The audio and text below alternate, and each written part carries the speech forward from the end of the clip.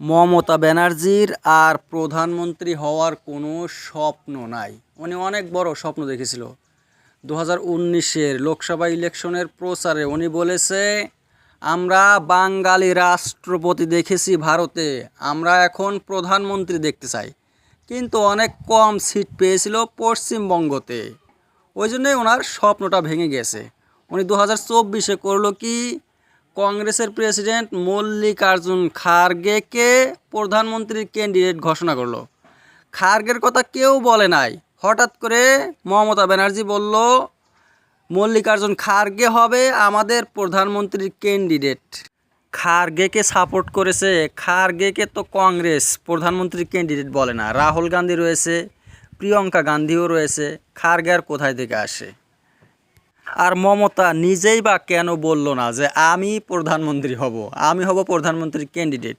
ওনার স্বপ্নটা ভেঙে যাওয়ার কারণ হয়েছে এই যে দুর্নীতি। পার্থ চট্টোপাধ্যায়, অর্পিতা মুখার্জিকে অ্যারেস্ট করা হয়েছে, ওই জন্যে মমতার গায়েও একটু দোষ এসেছে। কিন্তু মমতার তেমন কোনো দোষ নাই। একজন সৎ পুলিশ অফিসারের ভাইও একটা চোর হতে পারে।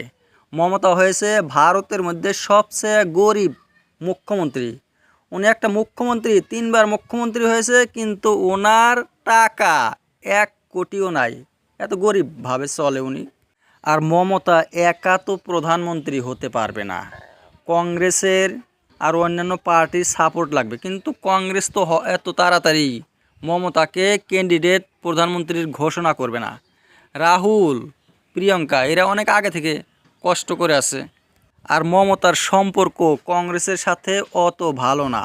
কংগ্রেসের অধীর রঞ্জন চৌধুরীর বিরুদ্ধে ইউসুফ পাঠানকে এমপি ক্যান্ডিডেট ঘোষণা করলো। আর দেখেন, অধীর রঞ্জন চৌধুরী হেরে গেল। তাহলে কিভাবে? এইভাবে কি আর হয়? যাই হোক, উনি যে এখন আর প্রধানমন্ত্রী হবে সেটা বলে না। আর মোদিকে হারানোটাও অনেক কঠিন কাজ।